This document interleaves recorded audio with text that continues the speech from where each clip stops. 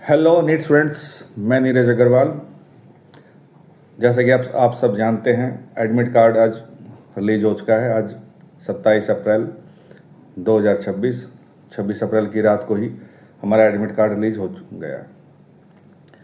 देखिए, हम कोई यूट्यूबर नहीं है। हम जानकारी देते हैं, हम वो जानकारी देते हैं जो हमें खुद से फील हो चुकी है। पिछले 4-5 साल से हमने जो देखा, हम वही बच्चों की हेल्प वीडियो चैनल के माध्यम से, अपने चैनल के माध्यम से करना चाहते हैं। और हमारा कोई ज़्यादा मोटिव नहीं कि बच्चों की ज़्यादा हेल्प करना।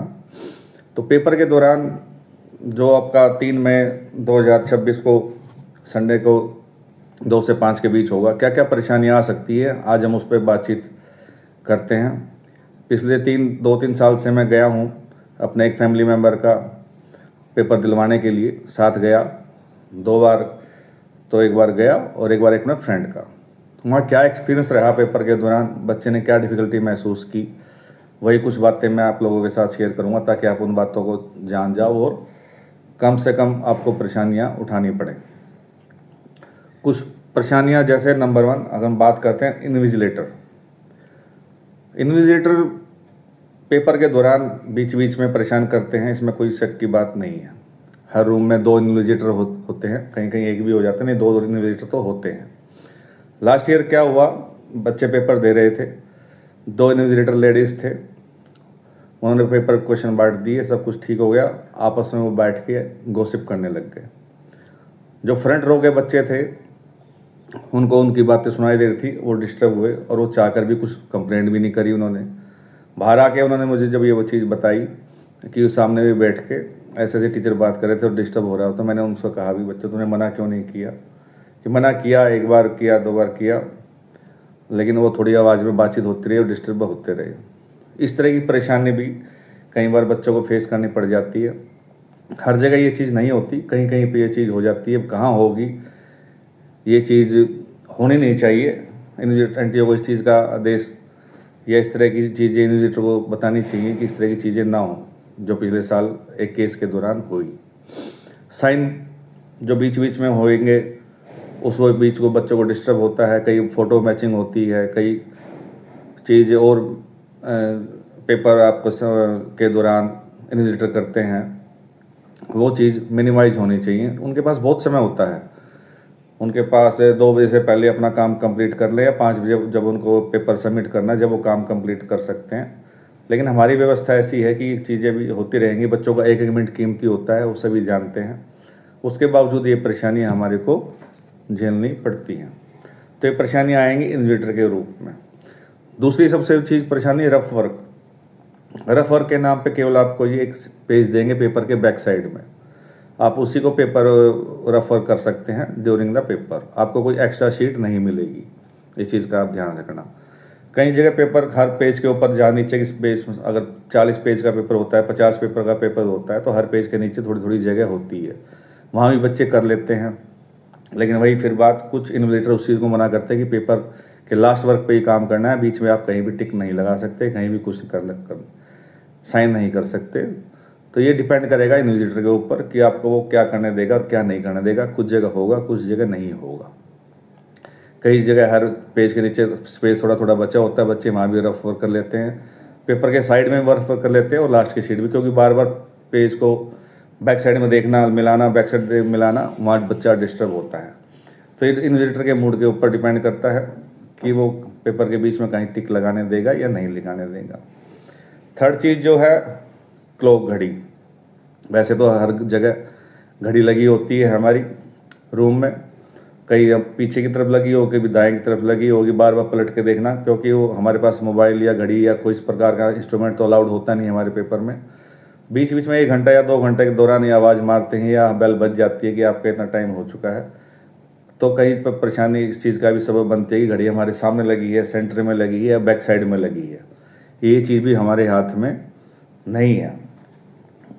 नेक्स्ट जो चीज़ है वो है पानी बच्चों, हर उसके सेंटर पे पानी मिलता है। पानी वाली कोई घबराने की वजह सी बात नहीं है। पानी अपने लेना चाहो आप खुद ले जा सकते हो। एक ट्रांसपेरेंट बोतल होना चाहिए। ट्रांसपेरेंट बोतल मतलब जैसे बिस्लरी की बोतल है, उस पर लेबल हटा देना, वो ट्रांसपेरेंट हो गई।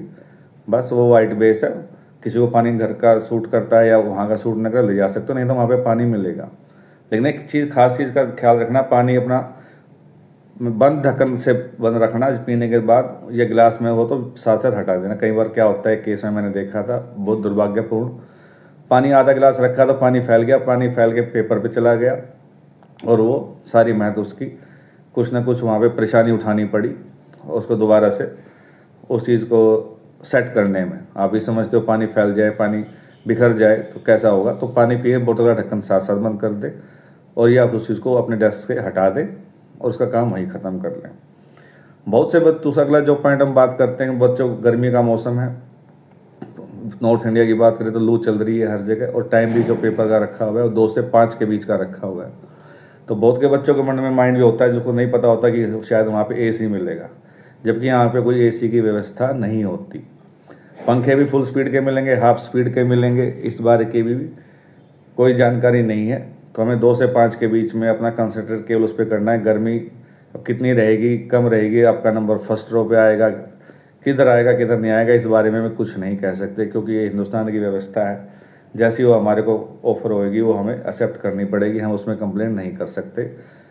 24-25 लाख बच्चों का पेपर होता है तो कहीं ना कहीं कुछ दुर्भाग्यपूर्ण चीज़ें हो जाती हैं। तो ये 5-6 चीज़ें जो हमने खुद महसूस की हैं, एक्सपीरियंस की हैं, ये आपको यूट्यूब पे कहीं नहीं मिलेंगी, 1-2 को छोड़ के। हमारा कोई मकसद ज़्यादा व्यूज़ या इकट्ठा नहीं होता, हमारा मकसद बच्चों की ज़्यादा सहायता करना होता है, चाहे हम उसको फ्री में करें, चाहे हम उसको बुक सेशन करके करें। तो मेन मोटिव हमारा बच्चों को पूरे साल की जो मेहनत कर रहे हैं उसको रियलिटी से अवगत कराना, क्योंकि पेपर साल में 1 बार होता है, साल में 2 बार तो चांस दूसरा मौका मिलता है और साल का टाइम पीरियड बहुत लंबा होता है।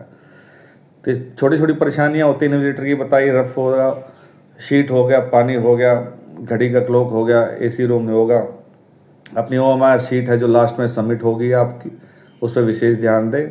और आप एडमिट कार्ड जो है वो प्रॉपर साइन होने के बाद सबमिट होगा, क्योंकि सबमिट प्रॉपर ढंग से होगी जब तो हमारा सब कुछ सक्सेस होगा, क्योंकि सारे क्वेश्चन के हल तो हमारे OMR शीट में ही है। तो ये तो छोटा सा वीडियो जो मैंने बताया।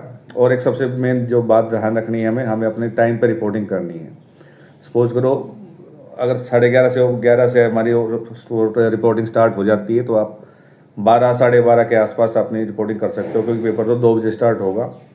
ना जल्दी करें ना बिल्कुल एंड में करें, अब बीच से में आप रिपोर्टिंग कर सकते हो, ताकि अंदर जाके आधा पौना घंटा आपका जो चेकिंग में लगेगा, लाइन में लगेगा, उस चीज़ को उससे आप बाहर निकल जाओ और उसके बाद भी आप आराम से अपने सीट पे आधा घंटा पहले बैठ के कंफर्टेबल और एडजस्ट हो जाओ और दाएं बाएं अपना आराम से बैठ के कि उस माहौल में ढलने की कोशिश कीजिए। तो आपका एडमिट कार्ड रिलीज हो चुका है। आपकी छोटी छोटी मैंने बातें बताई हैं, इसको थोड़ा सा आप ध्यान रखोगे, पहले ही पता होगी तो आपको ये चीज़ ज़्यादा कंफर्टेबल महसूस करोगे और अपना पेपर और अच्छे से ज़्यादा अच्छे से कर पाओगे। मेरा नंबर 8750587910, नीरज अग्रवाल। कुछ भी हेल्प चाहिए आप इस नंबर पर कॉल कर सकते हैं। वीडियो को ज़्यादा से ज़्यादा सब्सक्राइब कीजिए, ताकि बच्चे को हर के पास पहुँचे और इसी की नॉलेज मिल सके कि ये चीज़ें हमारे साथ आने वाले पेपर के बीच में जो घटित होएंगी और हम उसके लिए प्रिपेयर रहें। ज़्यादा लिंक करें, सब्सक्राइब करें और ज़्यादा शेयर करें। Thank you very much.